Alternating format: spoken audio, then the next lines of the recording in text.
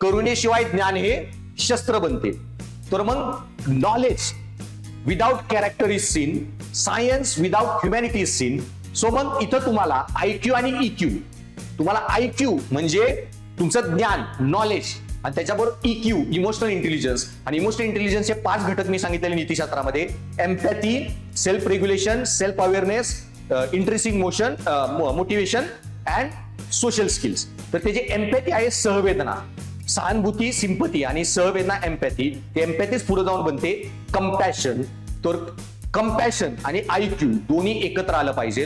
IQ without compassion is very dangerous, आणि नुसतीच compassion without IQ ते पण गरजेची नाही. की तुम्हाला आयुष्यामध्ये पैसा वगैरे कमवण्यासाठी IQ गरजेचा असतो. तुम्हाला जर दुर्बल घटकांप्रती काही वाईट वाटत आहे आणि त्यांचे प्रश्न सोडवायचे आहेत, तर बुद्धी लागणार आहे.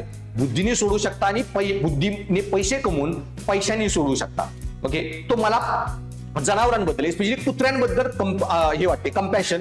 पण मग कुत्र्यांचे प्रश्न सोडवू कसे, हे सोडण्यासाठी मला बुद्धी पण लागणार आहे. आणि त्यांच्यासाठी एखादा डॉग फार्म बनवायचं म्हणलं तर त्यासाठी मला कुत्र्यांसाठी मला हे जे आहे पैसा तो पण लागणार आहे, जो नॉलेज देऊ शकतो. मग इथं तुम्हाला नॉलेज म्हणजे काय, नॉलेजचे सगळे फॅसेट्स लिहिता आले पाहिजेत.